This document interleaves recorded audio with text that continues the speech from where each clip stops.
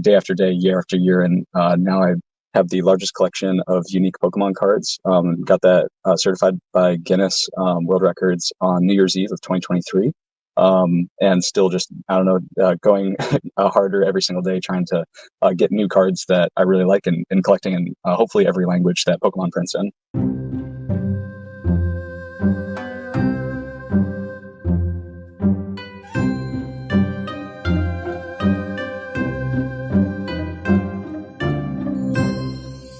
Hello, everyone, and welcome to another episode of the Match the Podcast. My name is Frank. I'm your host of the show.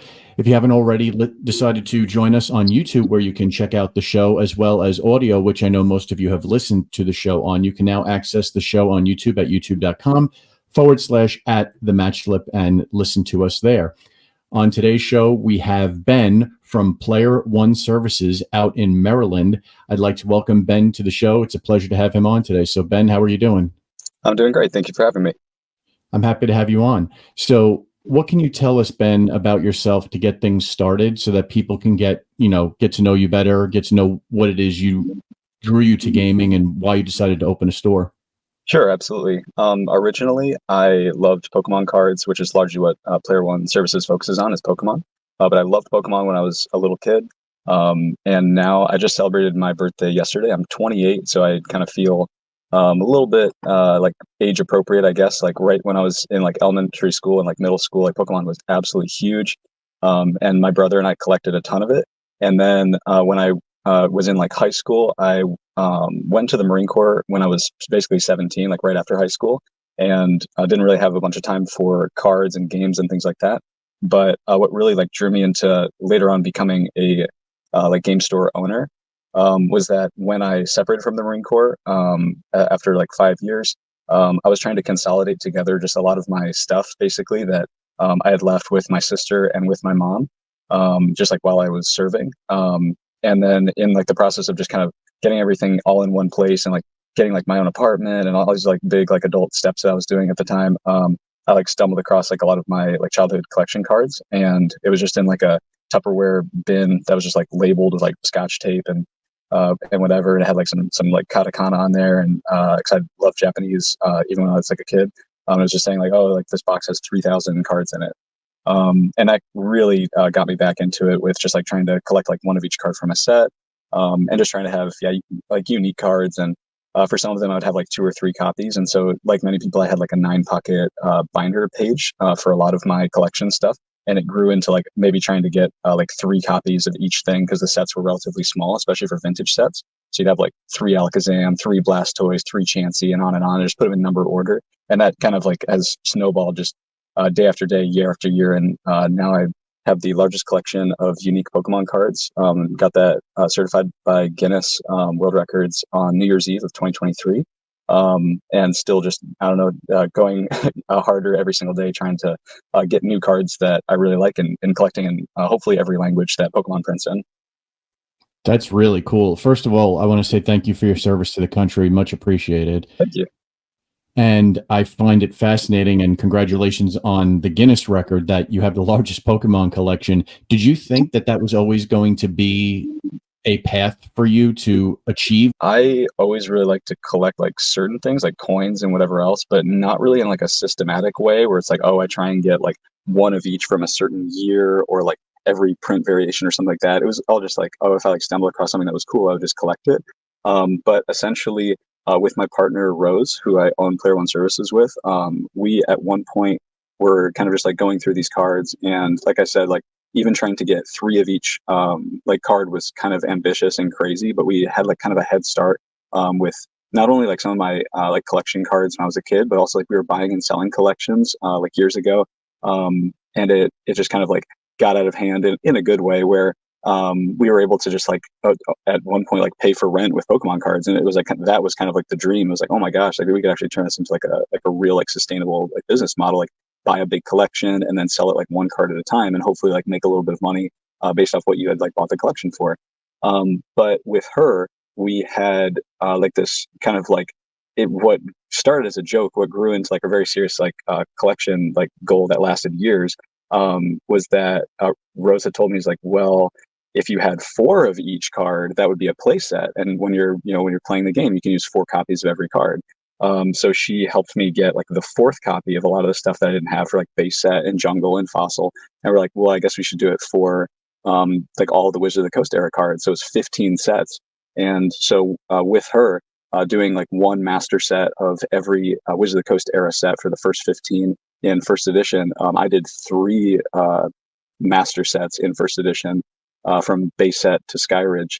And that was like kind of our original claim to fame like years ago. And from there, I definitely knew that I wanted to try and collect one of each card, starting from like Ruby and Sapphire base and onward, just to have in my collection. But when I saw, I think it was maybe like 2 years ago or something like that, that there was a pair of brothers in Europe that had broken the Guinness World Record for the largest collection of unique Pokemon cards. They were at like maybe like 32,000 or something like that. It was really commendable. It was an extremely impressive collection. I watched their video like excerpt like 5 times. I was looking at like the snapshots and stills of like the binders that they had laid open. I was like, this is so cool. But I was like, wait a sec, like 32,000 doesn't actually sound like that impossible. And I started to work on it like just one card at a time, and that's been kind of my moniker and my motto for a while now, is just one card at a time. Right now, I think I'm at around 50,000 unique cards, and there's a couple other people that I'm sure are vying to break the record. And by the end of this year, hopefully I'm far over 50,000 unique cards. But just within English alone, I think there's around 20,000 or so. And so it's like, thankfully, with modern sets, it's gotten to a point where every time a new expansion comes out, like Twilight Masquerade just came out pretty recently, and then we'll have Shrouded Fable coming out very soon, and then Stellar Crown coming out in September, I believe. When just one main set like Stellar Crown comes out, it'll release in like 10 languages. And so when you include reverse holos and secret rares and just like cards that are genuinely unique, like print variations, a single set release could add like 2,000 or more cards. Like it'll add a ton of cards to the realm of like possible like upper echelon. So it's an ever moving goalpost, which is a little deflating. But I'm very, very happy to keep working on it one set at a time. And yeah, in any case, it wasn't my original intention to try and just like be the very best like no one ever was. But now I'm like, once I reached a certain point with collecting, I'm like, yeah, like I really want to make sure that I have like the best and brightest Pokemon collection for sure. You've definitely satisfied the nature of the theme song. I really have traveled far and wide too. Pokemon cards and just buying Pokemon cards for my collection. It's kind of like veered me out of my way, even for like my vacations. I'm like, I just went to South America with my brother. It was like entirely vacation, just for fun. We really both needed it. We went to Argentina, Peru, and Costa Rica, and we like Cool. did hiking and like all this like cool stuff. But it was like a 2 week long vacation, and we set aside like multiple days where he was like, "Yep, I know you need to do this. I know you need to go like look for like Spanish and Portuguese Pokemon cards, which are very hard to find in the U.S., especially like systematically. It's like if you needed to find like fossil Geodude or something in Portuguese, like good luck. You have to look on eBay, you have to look on Card Market, and hopefully you can find one. And then you need it in unlimited and in first edition. And it's like, all right, well, that's just one card of one set. So very, very, very tough. But all of my like trips and travels across the land, so to speak, over the last few years, we'll always have like Pokemon woven in there. Like London Worlds in 2022, and then like Yokohama for Worlds in 2023. Tons of time was spent like finding like fourth print base set cards from 1999 to 2000 in the UK. That's largely where they were circulated, or like in Japan, trying to find and fill a bunch of like Japanese promo gaps and things that I had, where it wasn't that you couldn't get it necessarily in the US, but traveling and actually like getting it in person might make the difference of a card being like 50 cents, but like $12 international shipping is like the cheapest you could find it for online, versus you actually go to a card store in like Akihabara or Tokyo, and you find it for 50 cents. Well, converted to yen, and that's it. And then you leave with like a big stack of them, and it's like you actually get to hold them in your hands. It's like it's totally different. But I'm sure up next I'll really try and go to France, Germany, and Italy to try and get a ton of cards in those languages, because they're extremely difficult to collect. It's something to look forward to. But it's going to be a part of my life for at least the next few years, is just trying to get closer to having like every like major set card that's out there. And then the big daunting part at the end is like trophy cards and stuff that you can't pull out of a pack. But I'm largely complete with English cards now, and Yeah, that's been a lot of my personal focus outside of the store. Well, it's clear you love Pokemon. There's no doubt about that. The thing now I have to ask is, what is your favorite Pokemon card of all time? Oof, favorite Pokemon card of all time. I get this question all the time, but favorite Pokemon species, just like Pokemon in general, is Squirtle. And you could ask anybody, and they'll know right away that my favorite is Squirtle. We have this huge, like I don't even know, it's like 5 foot tall, like massive plush that was given to me. So this big Squirtle we have in the like corner window of our store here in Kensington, Maryland. And then for card, the one that I've like given as kind of like my placeholder answer, because I'm not sure if it's like my all time favorite, is a Blastoise that is from Crystal Guardians, but it's from I think it was NAIC, so it's from National Championships in like 2005. And then so it's like an event like regional promo, basically like an international championship promo. And then it has like a cool like stamp there saying that it's from that specific event. And then it has the gold like embossed stamp for being staff at that event. So it's much harder to get than just like being a competitor. But then I was able to get it signed like directly on the card at Baltimore Regionals. I think that was 2 years ago now, by the illustrator Koki Saito. And he did like this awesome like head sketch of like the way that the Blastoise looks in the picture, like directly on the card. And then instead of personalizing it to me, it doesn't say to Ben on it. It says like to comics.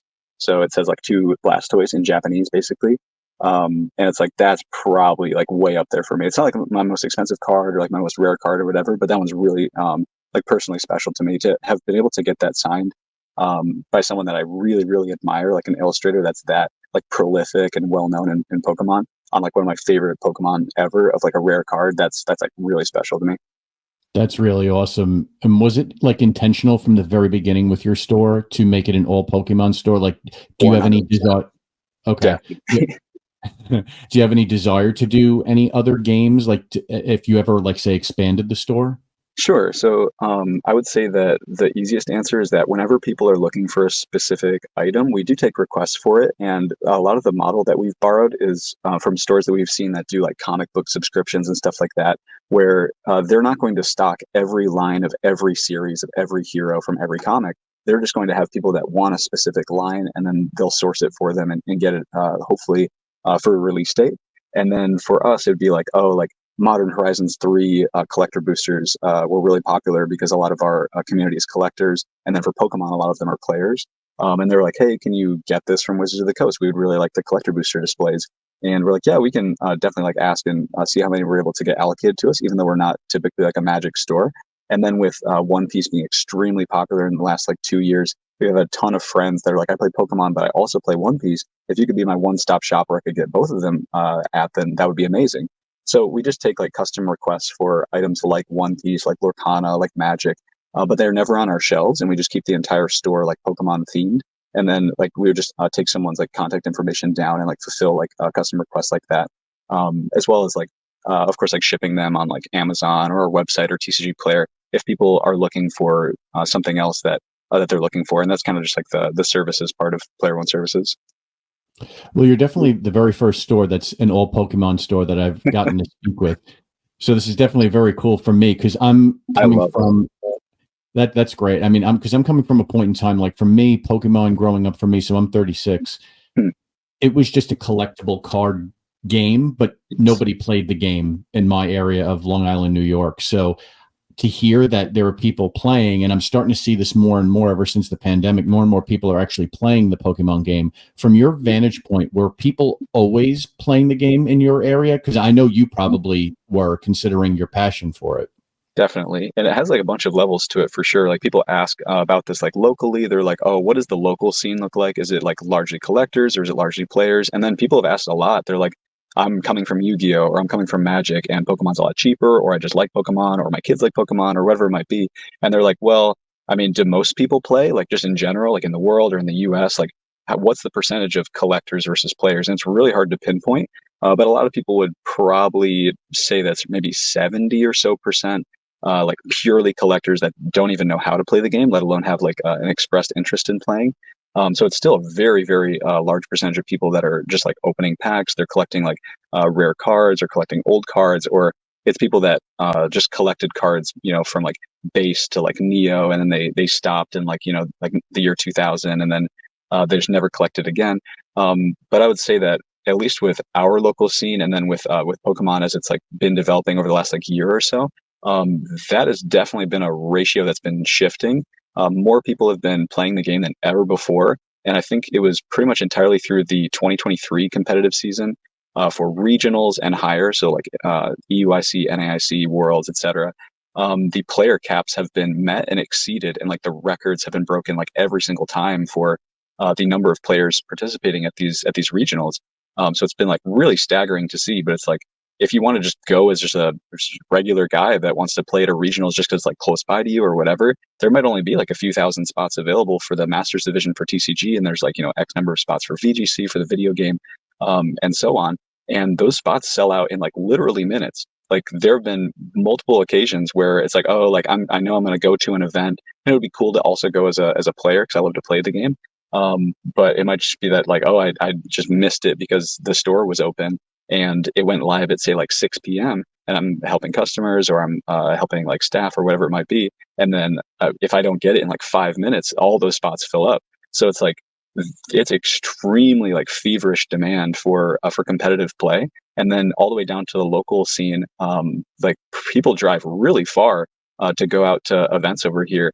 And I always suspected that around like the Maryland, like DMV area with Virginia and Washington, D.C., that there would be like, like tons of big stores and like, 100-person tournaments like every day. And there'd be like just this dense demand for it.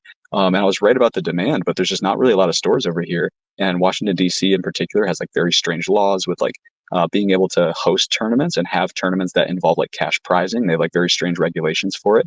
And it makes it to where we'd sell out of standard tournaments on Friday every single week. We've had to create like multiple like age divisions, not only within that tournament, but we'll have like an earlier like juniors tournament that starts at 3 p.m. Instead of like a Friday Night Magic style, like where like Pokemon starts at 6 p.m. for like masters and seniors, just to have enough space. And that's just for people that have just expressed an interest or have gotten interested in playing within like, I would say probably the last 2 years is really, really picked up. So it's fascinating to see like people that love to collect go over to playing, and then vice versa. People that just like to play, and then they have like a small collection of things that they're interested in, or they just like to bling out their deck or whatever it is.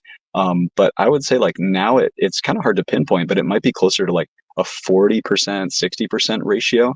And there's more overlap than ever before, where people are like, yeah, I play and I collect. And I know like a huge percentage of our people here in Maryland, DC, and Virginia that are like, yeah, like at some level, I collect like, only Bidoof cards, or I collect just full art trainers, or they really do try and like master set, whatever it might be. But they just love to play the game. And it's everything from like older formats like Gym Leader Challenge or Expanded or Unlimited or Base to Neo or something like that. And then this like insane demand for Standard, which from what I understand is not the norm. Even with Magic, like people like loving Commander and not really being as interested in Standard as what a lot of people here locally tell me. But Standard in Pokemon is wild right now. And thankfully, the meta is in a very healthy spot. There's like a ton of like competitive decks. It's not really dominated by like 2 or 3 different decks. And another important note for kids and adults getting into it is that like most competitive, like truly top tier decks that are going to crush it at like an actual major professional event might cost like $40 to like $60 if you're doing minimum rarity. And that's like, like Gardevoir EX at the North American International Championships in New Orleans that just happened in Louisiana. It was like, I think 7 or 8 of the top like 9 placements were Gardevoir, which was a huge like meta call. Like that was insane to see. Gardevoir EX is a deck that I would be shocked if it cost more than $60 to build minimum rarity, even if you teched it out with like all the cool like good stuff that's going to be like anti-meta or like situationally appropriate. It's so affordable that yeah, it's just been great to see both locally and at bigger events. Is the cost difference, like if you were to look at Magic's cost and Pokemon's cost, is it easier to buy cards and build decks in Pokemon versus say Magic?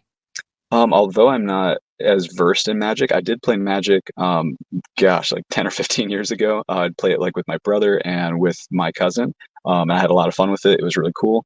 And it has a lot of similarities, but I think that it's kind of this like strange, like inverse proportion where it's like most stores, even in this area, will be like, oh, we do like 80% Magic, and then like 10 or 15% Pokemon, and then like 5% everything else, from like Yu-Gi-Oh to like Card Fight Vanguard, and like White Schwartz and Digimon, and like Dragon Ball Super, and on and on and on. But it's like almost all of them follow the traditional model where they're like the vast majority of the business that they do for sealed or for single cards is just Magic.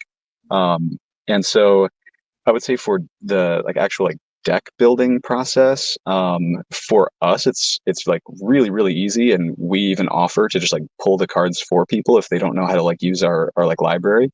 But from our store's perspective, specifically with Pokemon, we just keep like the BCW 5,000 count like white storage boxes, like those like big pizza box style storage boxes, out in like this alcove that are on tables that are like waist high, and they each have like 5,000 ish cards, that are sorted by type and by set, and they go chronologically, like clockwise. So if you're like, oh, I need Ultra Ball from Crown Zenith, or if I need Switch from Scarlet Violet Base, or whatever it is, they can just go there. It's alphabetical for trainers and whatever, and they can build a deck in like at 5 to 10 minutes at most. And if they need stuff that's above like a holo rare, then they can get it from us.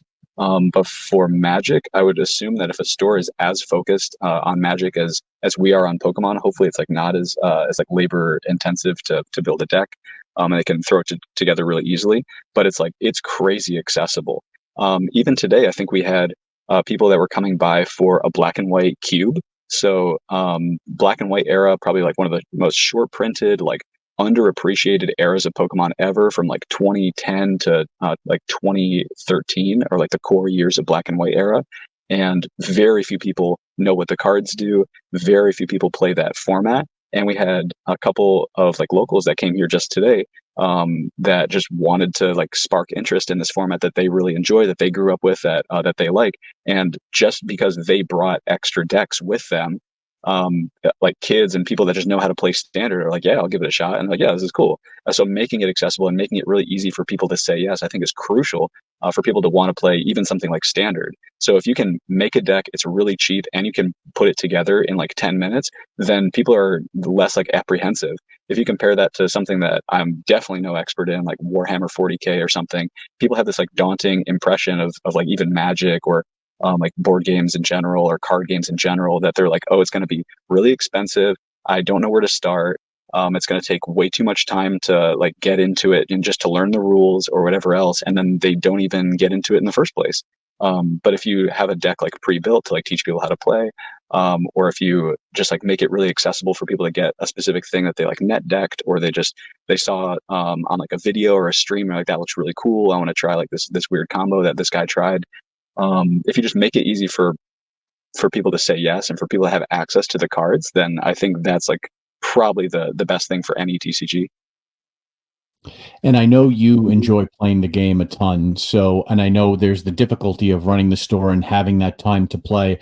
I could tell by everything you've said, your passion for it, that you do clearly make time to play. So how do you balance the two? Because I know not every store owner, has that luxury to be able to choose one or the other. Everybody gets into it for the love of the game. And then obviously, like anything, it becomes a job and you get almost sucked into it. So I'm curious how you balance the two out. Absolutely. And I hear that from like tons of people, especially from like Magic store owners. Maybe they're like in their 40s or their 50s. It's not that they're jaded whatsoever. It's that they truly are just like, yeah, I have kids, like I have responsibilities, and even just playing like a single game of Commander is gonna take like a chunk out of my afternoon. And if they want to do like a best of three of like a certain format, they're like, okay, well, how many hours am I actually going to have to dedicate just to sit down and play at one time? So I think having like accessible, like relatively fast iterations that you can do is helpful. And I love to play standard for Pokemon, probably more than any other format. I've like played some other ones. I played GLC, I played Vintage, whatever else, but I think I really do like standard the most. And I like that it has such a huge following. So it's like ever shifting. When a set comes out, people are like all on top of that. And I really need to know the meta, if I'm going to like, speak about the cards, and like know what people's desires are for like our inventory, what cards we should be buying, like, etc. But for me to like make time for playing something like standard would be the same as like making time for like, oh, if I really like bike riding, or if I really like some other hobby. It's like once the hours of work are over, then like hopefully you can allocate some time for yourself, which I know is probably not very usual for a lot of card store owners. It is a tremendous amount of work. I'm sure you've heard that 1,000 times, but like it is so much work. It's like a library with like millions of books, and all the books are really hard to organize. And you have to sleeve every book, and it's just so much labor. But if you manage to eke out like a healthier work life balance, and you have time for yourself to like do things that you really love, whether that's like, like I said, like bike riding or some other example versus like playing the card game, and that's where I kind of fit it in. So there have been tons of times where like it's like, okay, well, we close quote unquote at 10, but I'll be there playing like standard with friends until it's like 2 in the morning. And no one's getting kicked out unless like the owners say so. So we're just like, all right, well, let's just play some games now. There's not always a ton of opportunity or like window for it for us to really like be involved in playing matches in like our own tournaments, or just like stop what we're doing and like play a couple matches, which I guess is a good problem, because like business has honestly been really good, whether from like adults or from kids or whatever. We're normally like behind the counter like all day, but if we're like teaching kids how to play, which we do on Wednesdays every week for free, we like teach kids and adults how to play the game and like help them like build decks and whatever else, which has been a huge help for our local community. And then they show up That's to local cool. tournaments, whatever. But anyways, I digress. With stuff like that, then yeah, we take priority to take that precedence and stop what we're doing. And then just like if we had to pull a list of cards for someone, like that's our number one priority. Someone's here right now and they're asking to play a game. And then if we have like some second or third order like pieces of business that we're working on, it's like, oh, we got to restock, or like we have to like go get more cases of water or something, and it's like not exactly like the absolute highest priority. It's like something that could wait, and we're just like topping off on certain things. And then like say a kid or an adult comes in and they're like, oh, I just want to test out my new deck. Is anyone here that wants to do like open play? And then every one of our staff members not only knows how to play but enjoys playing Pokemon, which really helps that we specialize. A ton of stores just have like their Magic guy or their Pokemon guy or whatever, and then they don't really know much about the other TCG. With our staff, every single one of them knows the current meta, plays multiple formats, and has multiple decks on hand at the store. We have like little deck cubbies and stuff like that you can just kind of like just have it on hand and ready to go. So if someone's like, hey, I want to play a game, and no one else is available, or it's not at their skill level or whatever it might be, then even during like business hours, we can make time for people to just like stop and play a game. I should be like, hey Ben, I'm gonna play like this guy with Gardevoir. Is that all right? And it's like, yeah, we can absolutely like spare the manpower for it. But then when like the stores close and it's no longer business hours, we're not really helping people. A lot of us just like play for fun. If if we didn't get too much Pokemon for the day and we're still able to handle it, then yeah, like playing 45 minutes of Pokemon is like really easy. You look at the clock and you're like, oh my god, like 2 or 3 hours have gone by, and you like want to do like one more best of three, or you're doing like a little mini tournament between your friends or whatever. It's like, oh my god, it's like 4 in the morning. Like, what did I do? But yeah, we absolutely make time for it, and because it's something that we enjoy, it might as well be like staying up late playing video games or something like that. It's like, how do you make time for video games? It's like, well, sometimes you'll do it instead of sleep, or like sometimes you just stay up late on like a Friday, and it's just the thing that you love to do. And how many employees do you have at the store? Sure. At any given time, normally we'll only have like 3 people behind the counter here in Kensington, and then we have people that'll help with like online orders, as well as like packaging, and like people that are even just like runners to the post office. But normally at any given time, we'll only have like 3 people that are helping with transactions, and we have people that are dedicated specifically for like teaching people how to play and stuff like that. And then in terms of like size and scope, even for tournaments, we normally cap out at about 50 people, and that's if we're like really pushing it. Some people will like be like, oh, please, like I really want to register even though registration's full. Like, can I play on like the counter? Can I do whatever? And then we want to be able to get. We're in like a building that has like multiple businesses in it. It's also in line with scope and scale. We really want to acquire basically 3 of the other businesses that are in this building. 2 of them that are relatively small, and then one of them that's about the same size as us, but it's beneath us because we're on the second floor. And as long as they have like kind of a plan B of like where they could go in the future, they're kind of amenable to the idea of moving. But we just want that space so badly, because even just having the space directly below us would make it to where if we filled it only with tables and only for play space, we're really confident that we'd be able to still sell out on like Friday standard, as well as for league cups and league challenges and other like championship point awarding events, to where it's like, oh, you have like a 150 person tournament, and no other place in the area is really doing that. So that's kind of like a bit of our future goals too. That would be awesome if it works out in your favor that you get that space. It seems like we're going to be here longer than everyone else in this building, not only because of like age, but also because like some of them are like close to retirement or whatever else. And we have basically like it's like a gym that's beneath us. He does like physical therapy and rehabilitation, stuff like that. And he's really awesome. And if he ever decides to retire or find a new location, it would be amazing for us to be able to take that space. And we've offered like to pay a lot more per month to the building owner, but we don't want to like usurp and like kind of like step in between. Like if he genuinely does not want to leave, then we're not going to like try and force him to or anything like that. But it would just be so awesome if he ever decides that there's like another location that like suits him better, that's closer to his home or whatever, like whatever else. It would be amazing to be able to basically host tournaments that are like triple the size. Because if you don't have storage space for cards and it's just tables, that you can fit so many people comfortably in there. And we recently just got extra tables for like our main like floor for gaming and for tournaments, and then we upgraded all of our chairs to have like a pocket in the back, which was kind of strange, and then padding for all of the chairs, because before we just had like largely like wooden chairs and stuff that were like more like kid appropriate like size chairs for some of our like smaller sections, because we have like counters dividing like subsections within our store. But now that we have like brand new chairs, and everyone wants to be there for even longer, and we are just like still consistently selling out in advance, like multiple days in advance of every Friday standard. And that's not even a special event. It's just Friday. We need space now more than ever. And then in terms of just the cards, with when space is concerned, it's like we have normally at any given time somewhere in the ballpark of like 2 million Pokemon cards that are in the store. But we have also in a total approximation, somewhere around 6 million total Pokemon cards that we're not able to store there. I have some in my house, like it's everywhere. It might as well be in the wallpapers. So many cards, like one of those huge boxes stores like about 5,000 cards. So it's like when you think about how many boxes that is, it's like it's so much. Even in like our staff office, like we have like towers of boxes. We have like metal racks so you can like access old sets. And then we are getting like these black cabinets. Hopefully in August, we'll see if the timing works out. But we're getting like these like custom built like black like card storage cabinets that we're able to like lock individually, which was a big plus for us when in like building them. So now we can put like really old sets or really expensive sets or rare sets or whatever in our like our card alcove, where right now it's like underneath those tables is just stacks of boxes. And if you want to get to the fourth one down, it's like you're going to be lifting 40-pound boxes until you get there. Instead, we'll just turn a key and then like slide out these drawers. We finally got the prototype of one of them in the store, and it's awesome. Although very expensive, I'd highly recommend drawers to like any card store out there. It's an absolute game changer when you're dealing with like hundreds of thousands or millions of cards.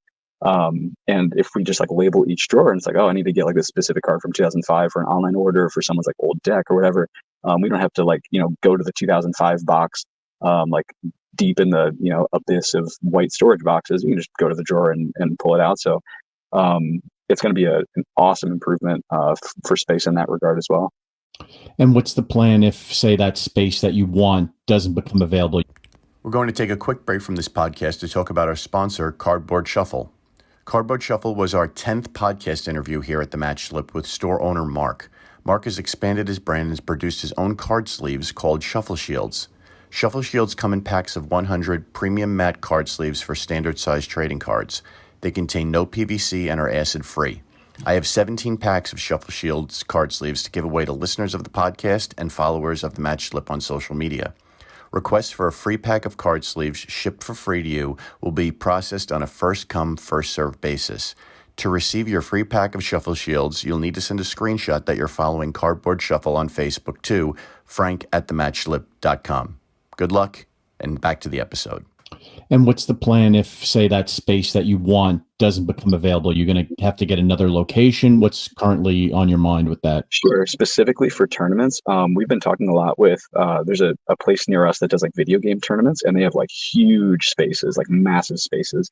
And so our plan B, especially if it doesn't work out within the next like 6 months to a year, might be to try and just like coordinate it, like an actual regular schedule where we could have people meet at a different location. However, that might only be supported with unofficial or unsanctioned tournaments. We try and make every single tournament that we run in the store sanctioned by like Play Pokemon, like the organized play body for all like Nintendo and like Pokemon tournaments. So like everyone's got to have a player ID. If they don't have one, we help them get one. It helps our pre-release allocation numbers. It's just really important that we try and have all the events be sanctioned. But if you're like, oh, my store is located here, but my tournament is located over here, then Play Pokemon's like, no, you have to have the tournament at the same location as the league. So if we want to host unsanctioned tournaments and just be like, oh, we have this massive space for 500 people for Pokemon, which for like a local like Friday Night Standard would be like way above the norm. Then like you would be able to do something like that unsanctioned, but for sanctioned, it's like that would be like having your cake and eating it too. Like if only we could have like for our league like a pre-release for like Stellar Crown, and you have like 300 people show up. Like that would be amazing. It would be great for business. You would hopefully make a decent amount of money. And then you actually like spur a lot of interest into like a new set, and they'd have like more cards that are released. You get allocated larger amounts of boxes, and even just like having to turn away someone for a Friday Night Standard feels like a crime. It feels like you should never have to be like, sorry, like your friend and your like, I don't know, your friend's two children can't play it like for just 5 rounds or whatever on a Friday night. It feels like it should be like punishable by death. It's like, it's terrible. Like imagine telling like a little kid, it's like, no, you can't play in a Pokemon tournament. It's like, why? It's like, well, we don't have enough space. It's like, that's a terrible excuse, and that's our fault. So if we could have like sanctioned tournaments consistently that are like hundreds of people, it would be an absolute dream. So I guess like short term, the plan would be acquire one of those 3 spaces. So I mean, like it's pretty likely that we'll get at least one of the 3. But if we could get the largest one, that would have like an immediate massive impact, where it's like it would not take much renovation. It would not take much like change. We just have to order tables and chairs and do like some smaller like interior changes, whatever. And then you triple the size of your tournament. So that would be our absolute like best hope. But even if we got like one of the other 2 like smaller spaces, or if it's just like all 3 are not going to pan out for the next like 6 to 12 months, then if we really really wanted to, then we would just host unsanctioned like just for fun tournaments that have like cash prizing or whatever else at just like a larger venue that's like hosted near us. And for any other like stores that are anywhere close to like Maryland, DC, or Virginia, they know that it is really, really hard to find retail space of any kind. Like it's like, doesn't matter if it's high quality, low quality, really expensive, really cheap. Like there's just not a lot of options. We got extremely blessed with our place. It's gorgeous. It has like huge, like floor to ceiling, like I don't even know, 9-foot tall like windows around the majority of the perimeter of it. And like I said, we're on the 2nd floor, so you have like this awesome view. There's like tons of trees. Like it's really nice. And I'm happy with where we're at.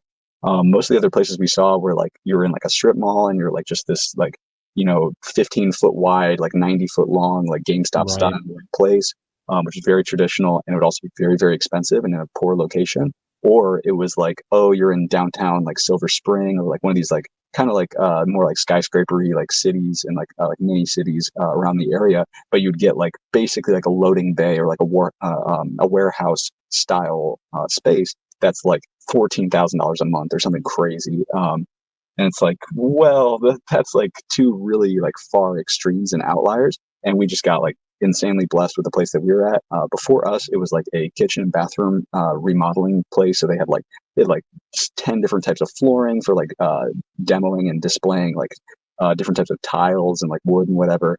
And they had just like all these like crazy fixtures and whatever else that we had to like change and remodel to make it ours. But thank God we found it when we did, and it's just been really really lucky like so far. And if we were to get even luckier with like acquiring other spaces within the building, like oh my gosh, we're going to be like a force to be reckoned with, especially when it comes to just like having just for fun tournaments where it's like $5 or $10 entry.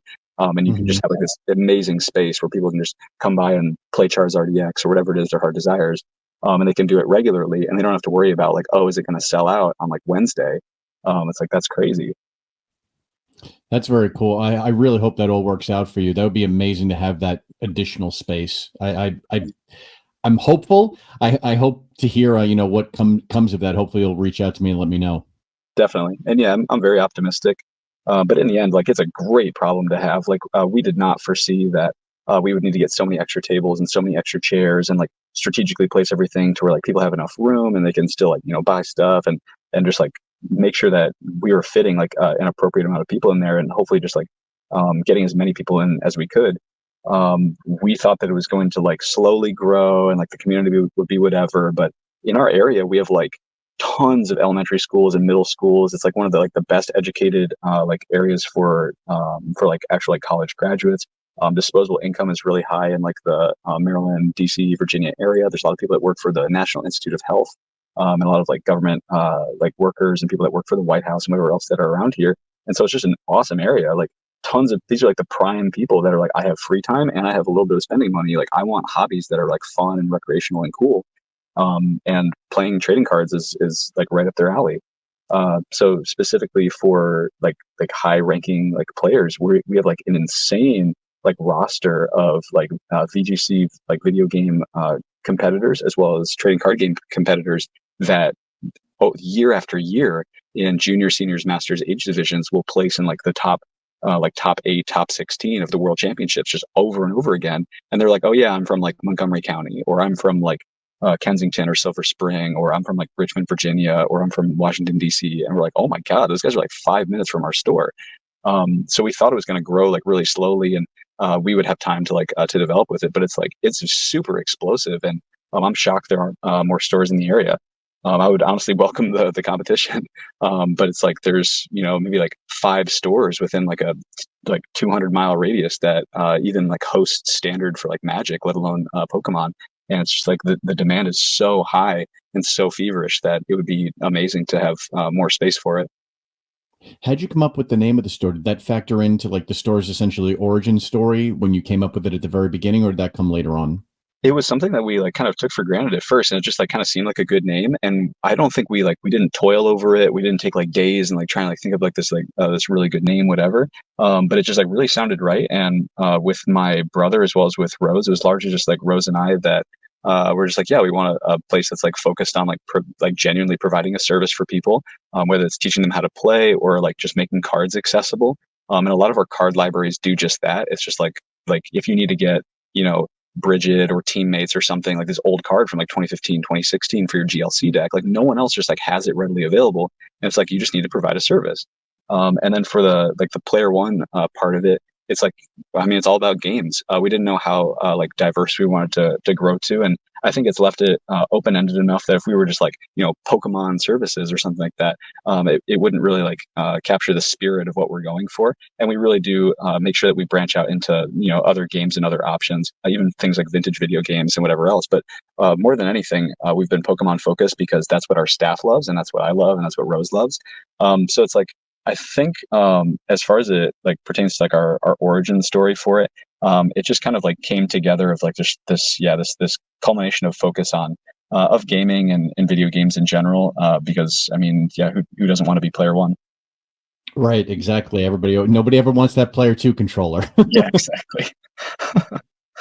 So what's the Pokemon Club? I saw that on your website. I was curious if you could talk a little about that. Absolutely. I was touching on that a little bit, just saying that like we have tons of elementary schools and middle schools very, very close to us, which is like insanely powerful when you have basically like a toy store and a card store. You want the majority of your demographic to be kids coming in and spending like $2 or $3 or $5 on just like something small, and that they come back consistently and that they really love it and they have something that they can like actually grow up with and enjoy. I did not have something like that when I was a kid. But essentially it's like the Pokemon clubs in our area are like largely brought on by us. We've done like little like presentations and like tours and basically like kind of what we're doing right now, just talking about Pokemon and talking about like how we got interested into it and how we started the store. We've done this kind of like interview style like presentation at a bunch of the schools for little kids, and it has spurred a lot of them to either like come by or get interested or to just launch their own club, and is almost entirely TCG. Sometimes they'll have like kids that are a little bit more fortunate that have like a Nintendo Switch or whatever, and they can do like VGC stuff. They can play Scarlet and Violet like at the Pokemon Club at their school. And then over the summer, ours is like similar to like a summer camp where we are starting with kids that have no idea like what an energy card is or like how to retreat or how to attack. And they're kids that might be so young that they like barely are able to do like the basic arithmetic of like the math, addition and multiplication for their attacks, all the way to being able to like actually show up to like Friday Night Standard or show up to a pre-release and know what they're doing and feel confident in playing in person and being okay with winning and being okay with losing, being respectful to their opponent, and like actually just like understanding the mechanics of the game and the mechanics of the cards, even if they're like 5. And so a lot of what we've been doing over the summer with our Pokemon Club has been almost entirely run by Rose, and the staff that's been supporting her has been amazing. They're basically like a bunch of like camp counselors and some of our own staff that already know how to play the game. They have like a lot of prior experience working with kids, whether it's at like Mathnasium or other like summer camps, and just like teaching kids from absolute zero how to play the game. And it's like, okay, like we have a normally like a modular process of like 1 week at a time, where you could just sign up for a single week. You don't have to sign up for like the whole summer, but within 1 week, like day by day, we can build you to actually understand, just like how to attack, how to strategize, how to what actually goes into like the deck building process, and then building your own deck as you see fit, modifying it when you find that like some things are not working for you, and just kind of like building that critical thinking skills. And it's been awesome. They normally come by in like the morning. They leave in like the late afternoon. They have options to stay like when the store is actually open to the public, if their parents allow for it, and we just like coordinate their schedules. But yeah, they can kind of like grow into like whatever branch they like the most. Some kids are like, oh my God, I love competitive VGC. Like I really want to like flesh out a team of 6 and like understand how it functions. I want to know speed stats and whatever. And then some kids are like, that's kind of boring. I really want to do specifically like Mew VMAX, or I want to do stuff in the TCG that's more in line with like what my friends like, or whatever it might be. And then they just get like a couple options of what they can develop. And because we have enough staff allocated to it, most kids, even if it's like a really busy week, it'll be like between 1 to 4 kids per like camp counselor, like per adult. That's like getting really like one-on-one, like tailored care. Just teaching them how to play. And we have had a lot of people be interested in it this year, where we've like made it more structuralized and more like formalized, that we will probably do it like every year from now on, which is awesome. And we might also try and maintain something similar as just kind of like an after school Pokemon club, specifically at our store, as long as it doesn't detract from like the normal flow of like tournaments and whatever else. Then the kids just come by and they will hang out here for like 5 hours. Like it's totally within like the realm of normal for them to just come by and play the games, because we just have like a TV set up with like switches and whatever, and they can just come by and play Super Smash Brothers or Mario Kart or like Scarlet and Violet or whatever, or they can just come by like our open tables and just practice with one of our decks that's just like kind of like open and out for them to use for free. They don't have to reserve a spot, whatever. So it's like having something like that actually integrated into the business, where it's like, oh, we're providing like more of like an aftercare, like after school, like daycare kind of setup, where we're teaching your kids how to play, and we're not just like having them in the store unsupervised by parents. We're actually like they're supervising your kids. I think would be kind of like the natural response to the interest that we've seen in like our Pokemon club and our Pokemon camp, and just actually like hopefully making it into something that will help like pay like staff salaries, and something that actually is providing a more like structured service. Right now it might be like, oh, kids can just come by and like play games, and they'll like ask for help or whatever. But to have like one-on-one care, like a tutor, and you're like, oh, like this person specifically struggles with this aspect of the TCG, and I'm going to be here like helping you develop your skills in like the video game or in like in deck building or whatever it might be, I think would be extremely powerful. So with Rose spearheading the Pokemon Club, what is your day-to-day operations like? Sure. I honestly just whatever I can do to get an excuse to touch cards is probably where I'll be found. I just absolutely love being surrounded by cards all the time. And whether it's like both common and uncommon cards, which we're one of the only places in the area that even accepts bulk cards, all the way up to just like, trophy cards and stuff that's like a little bit more exclusive, or stuff that I really want for my own personal collection. Like I just want to be involved in the cards any way that I can. Because even in like my free time, like we were talking about, it's like that's what I do for fun. So being able to do it during like the actual like business day and like during the work day, quote unquote, is awesome. It's really cool. Like I dream about Pokemon cards. I absolutely love collecting it. I love playing the game. And even if it's like a mundane, like, dream/nightmare of just like someone's trading in bulk cards, and I'm just like, that's what I'm thinking about. Like, I am involved in it like every waking hour, and oftentimes every like sleeping hour, because that's just kind of like how I've like postured myself to be. It's in work as well as in play. So Rose is like our tournament organizer. She does like all things like events. She is an absolute wizard when it comes to the horrible tournament software that Nintendo and Play Pokemon have made like tournament organizers suffer through. It breaks and crashes all the time, and some of the old versions that we had to use a couple of years ago were literally like, before they consolidated them and updated them and whatever, there were some that had been around for like 20 years, and you're still using like, you're on like Windows 10 or Windows 11, but it looks like you're in like Windows 95, like using this crazy old like wizard system that is just ancient. So she is like an absolute blessing, and I wouldn't be able to do it without her. She's we're 50-50 like co-owners of Player One, and then with a lot of like our staff, we kind of have our bases covered. So I do everything from like a lot of like the larger trade-ins and like appointments with like larger like sales and clients and stuff like that. To just like trying to be there like as many hours of every day as I can.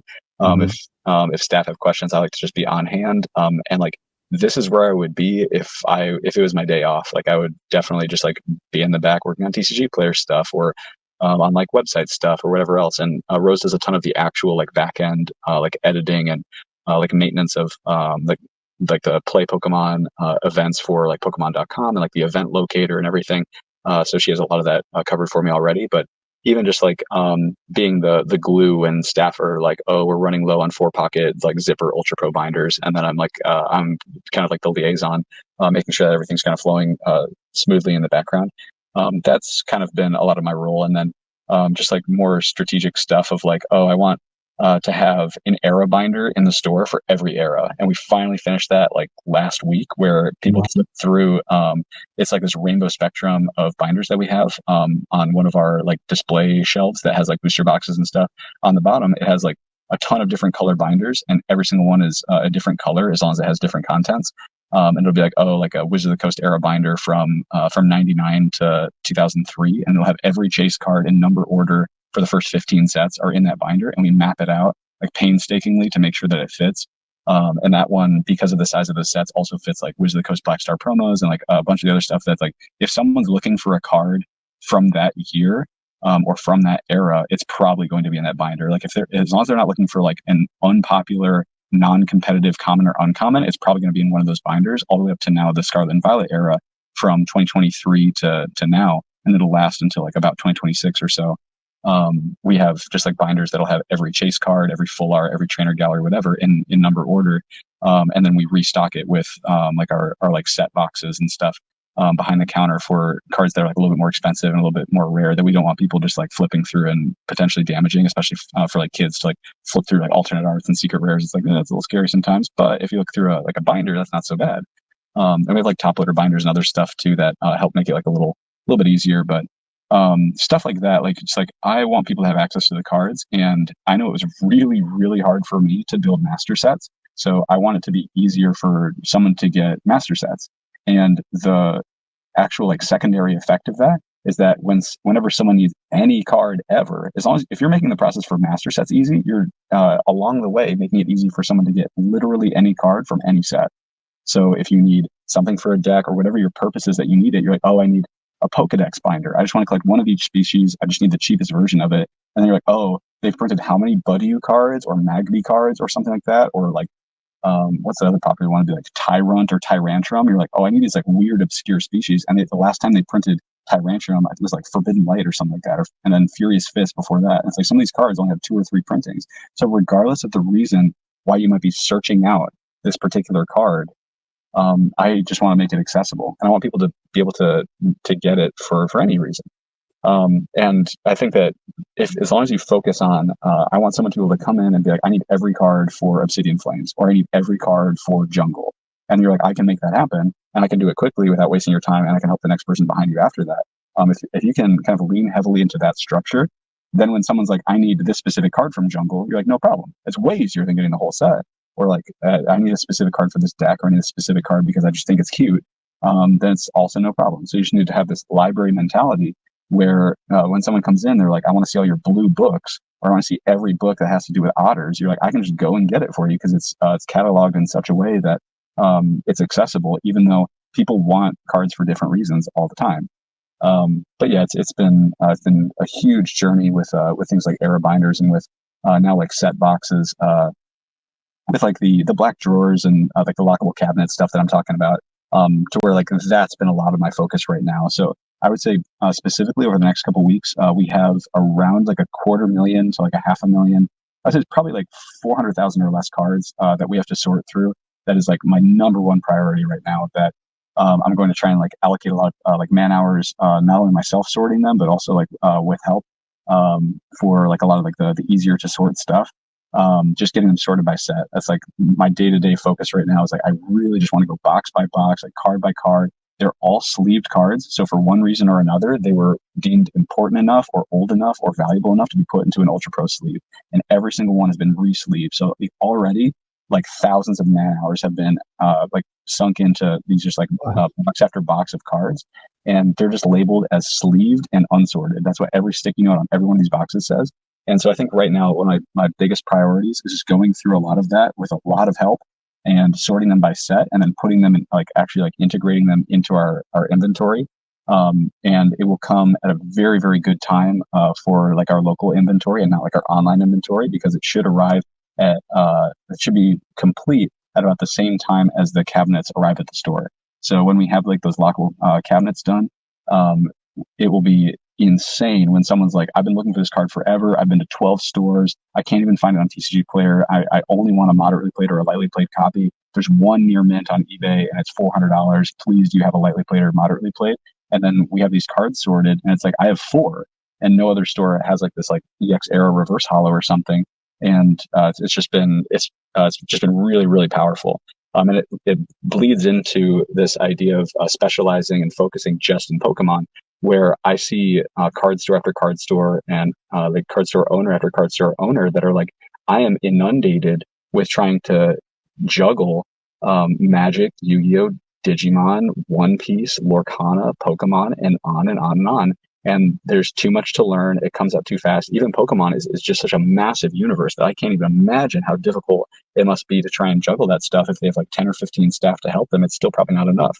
They're probably there like, 16 hours a day, which I mean, I've been there too, like a lot more than I care to admit, but it's like, they're probably doing that and they have no like hope for it to change because they have so much they have to juggle and they just are not able to escape having to, be generalists so that they can hopefully capitalize on like, like the new set comes out for Yu-Gi-Oh! And I know that I'm going to be able to sell $1,000 worth of boxes or something. And then they do that for, 10 set releases in a month across like 8 to 10 different TCGs and CCGs. And then they use that to pay their staff and pay their rent and hopefully have some money to like actually like save and develop themselves and like get ready for like other bigger investments or purchases or just for their life.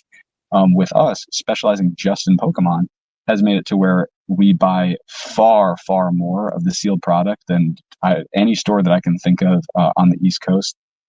Every single time, even if we think the set is not going to be popular, we always buy more and more and more. We save away as much as we can and we sell through it extremely fast. We have better negotiated rates on the products because we have a larger budget for just Pokemon than these other stores do. And our prices are lower in store, which makes more people want to buy from us. And because it's such a saturated and competitive market, it's like you're then capturing 100% of the sales. Everyone wants to buy it from you because you're the cheapest price. And then they never buy it from anyone else. It's such a commodity that they're like, oh, you have Twilight Masquerade for like $92 a box. Well, I can get it from this guy for $91.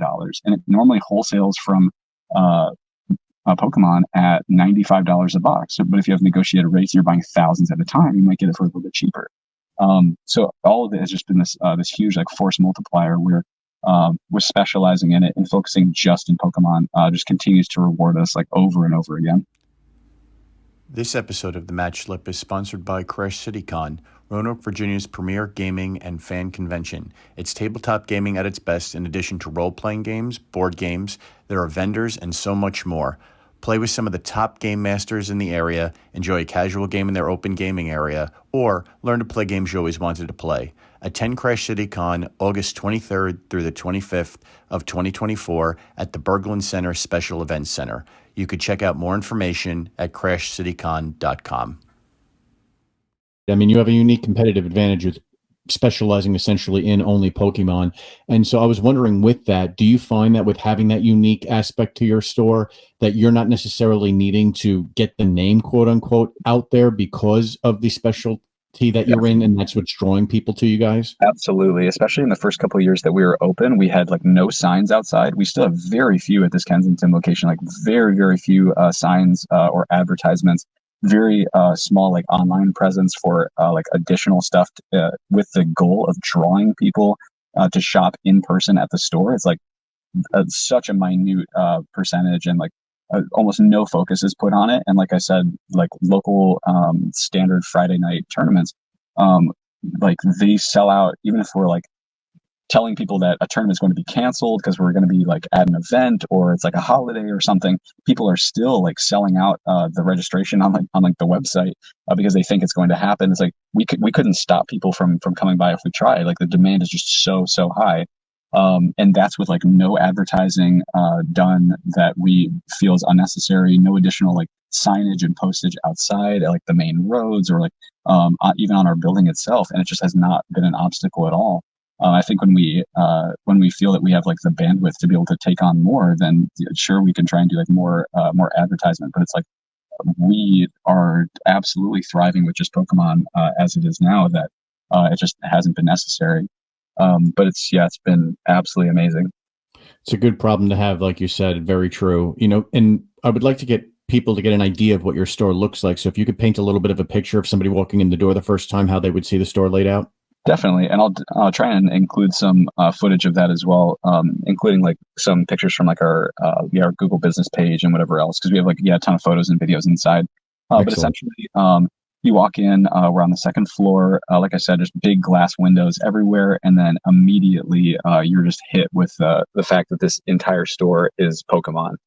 There's like Pokemon paintings, Pokemon puzzles, Pokemon like perler bead artwork, like the little pixel art sprites. Just like covering the walls. It is bright. It is colorful. We just have like nice white walls and light gray walls on certain like accenting walls.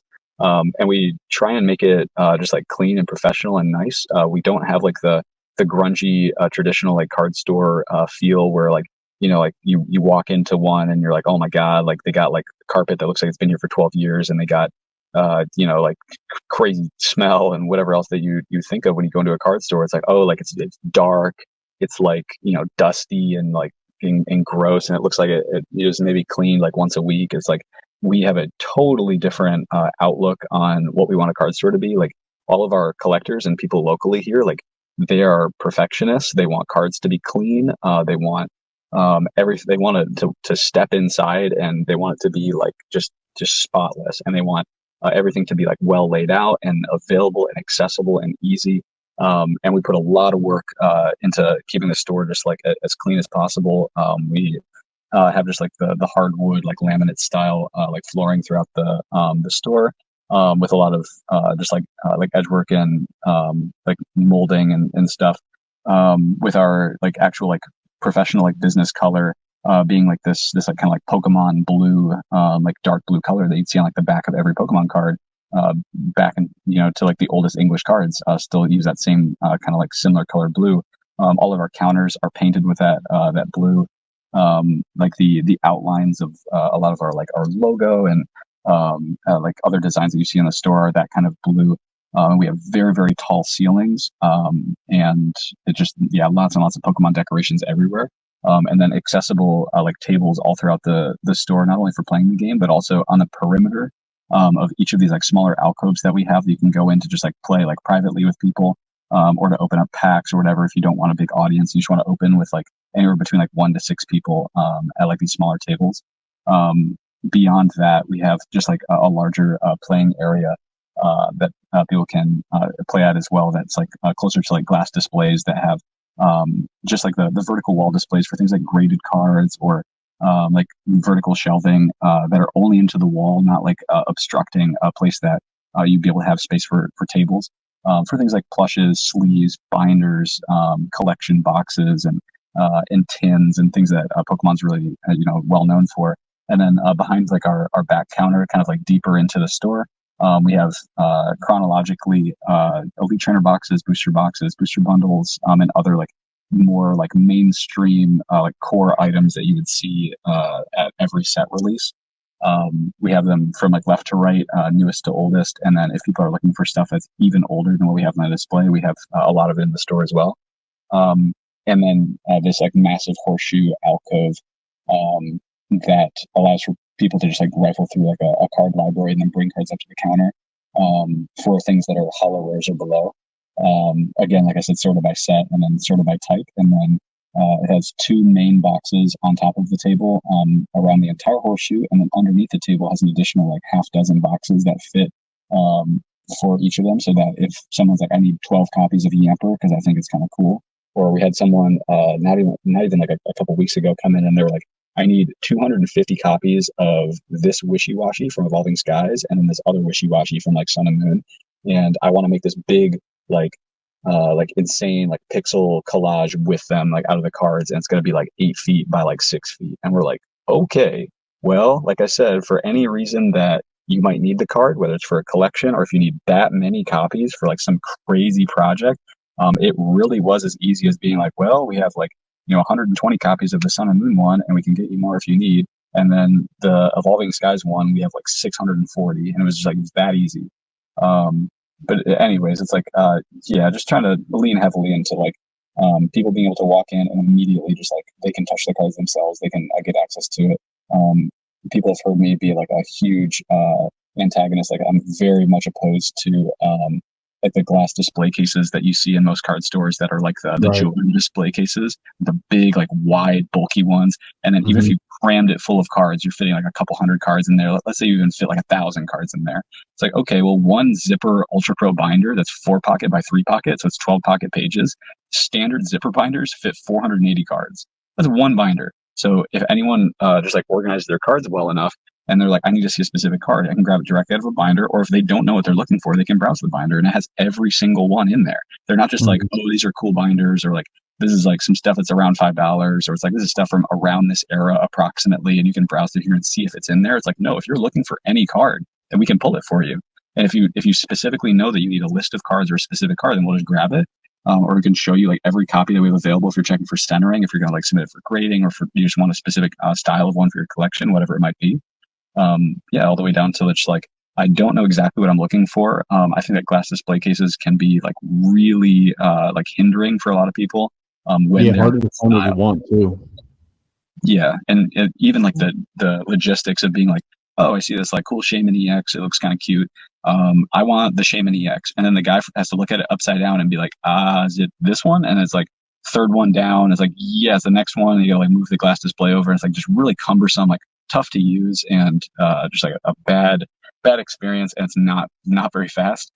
For a lot of us, we can like show people TCG Player, we can show them Pokelector, we can show them these platforms specifically for Pokemon that's just like, you can just browse literally any card that exists, and there's a really, really, really high chance that we're going to have it in the store right now. And if we don't, we could delist it from like TCG Player or eBay or whatever and bring it in for you. And if it's so rare that we don't have it in any of our inventory, then we could just ask one of our partner stores or like some of these really, really big stores in the area if they have it available, and then get it to you. And it's like almost never an issue. Like if they're looking for like an Illustrator Pikachu or like some crazy card that's like, it's like trying to get a painting or a statue that's like crazy rare, then that's a different story. And thankfully a lot of those cards we have as well. But for pretty much every like end user consumer that's looking for a card, big or small, I think that, binders are huge. Even just like utilizing and leveraging like online databases to be like, oh, you're looking specifically for, let's say, Umbreon cards, and you don't even know what ones are out there. You just want to collect one of every Umbreon. Well, thankfully, there are great resources for showing you literally every Umbreon, including ones that are like Japanese exclusives or ones that never just released in English in general. Or every print variation is like, did this one come in a reverse holo, or did it only come as non-holo, or only as a holo, or is it only a full art? We can find that very, very easily without having to lay out every Umbreon card for you to look through.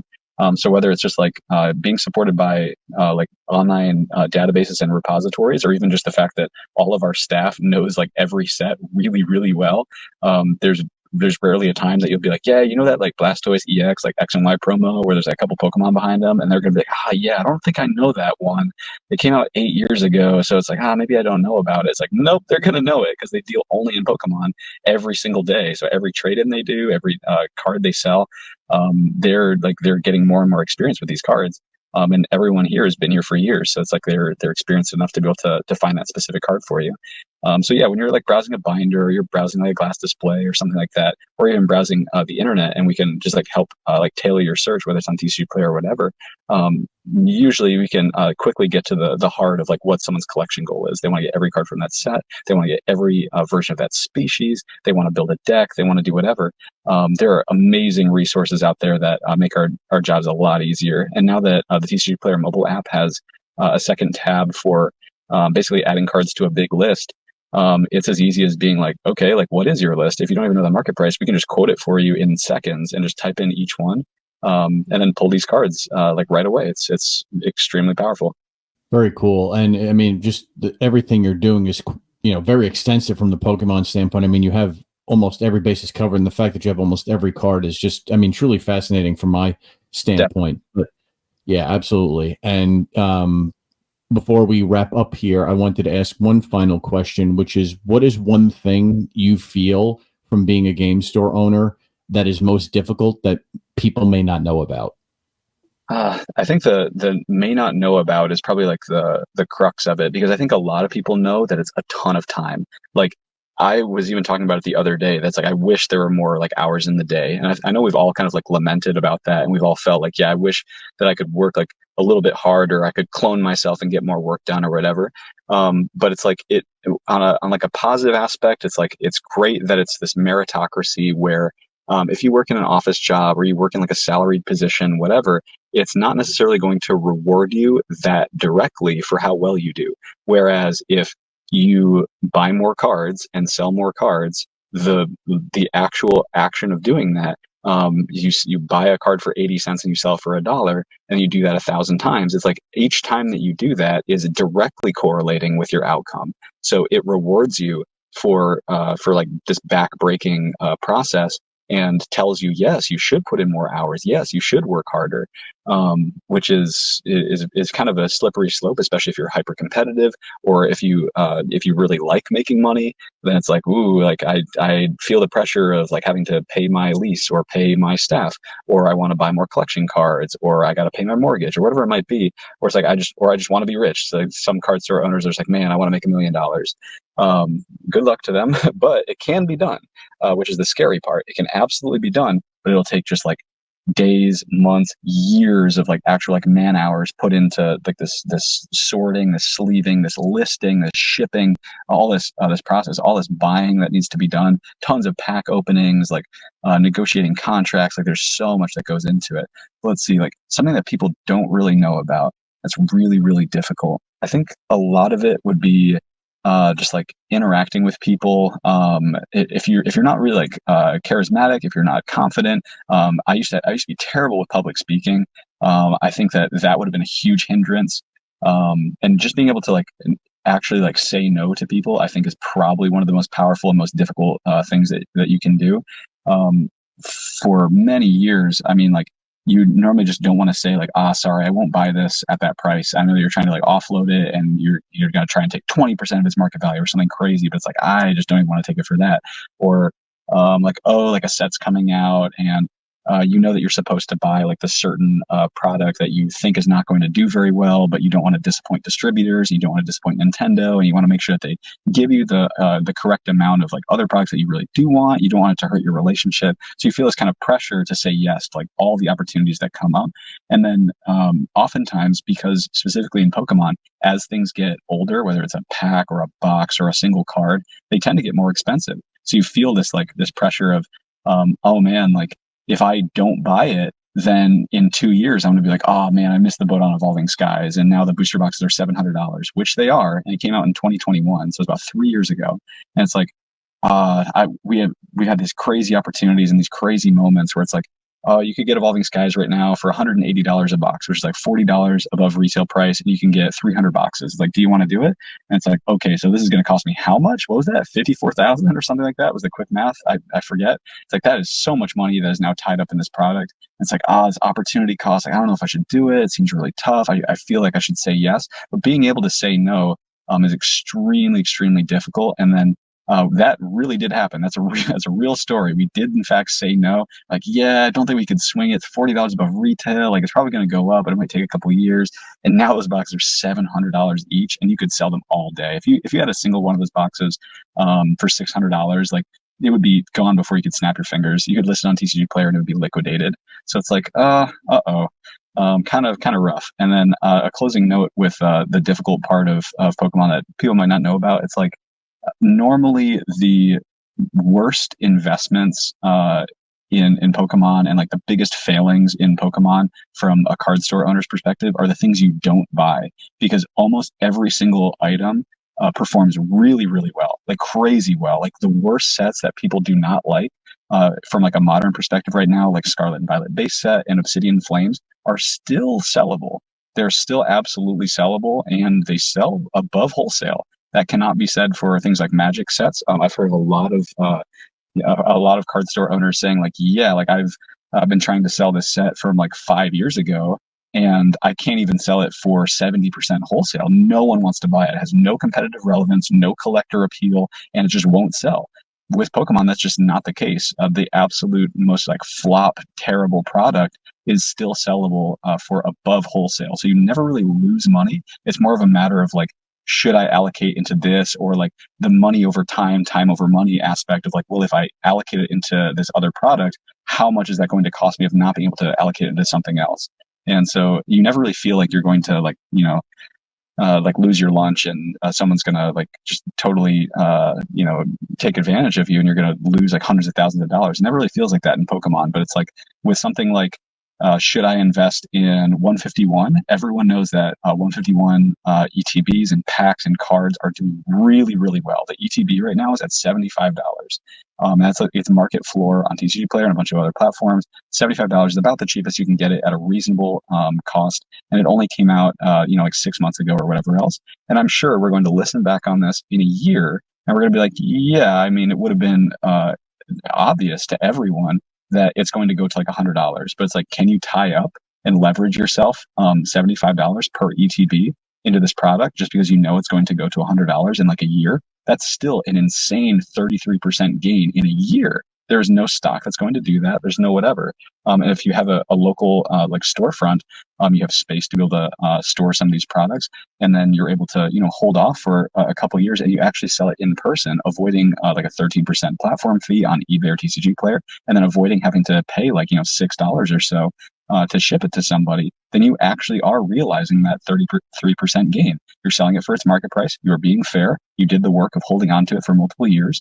And even if you price beat the lowest store, and it's like, oh, now its market price is 100, you sell it for 90, you still went from 75 to 90 in a year, which is really, really, really strong if you do that at scale for thousands and thousands of boxes. So I'd say that probably the thing that people kind of misconstrue about Pokemon, or that people find really difficult but might not really understand why, is like, yeah, what to buy and like how to allocate themselves in such a way that feels appropriate for the time that they're investing. They're like, I held on to this item for 3 years and it went from $95 to $100. Whereas if I just put this money into this other product, it would have gone from $95 to $300 in the same time. So I think that's the difficult aspect that even private collectors and investors, as well as card store owners, kind of like struggle with, that people might not be aware of. It's just like, all of it is pretty good, to be honest, but there are some things that are just so much better than others. Very fascinating. A lot of inside information there. Very much appreciate that, Ben. Absolutely. And I want to thank you also for coming on the show today. It's been a pleasure having you on, learning about your store, learning about your relationship with Pokemon and how far it goes back. It's been a great time.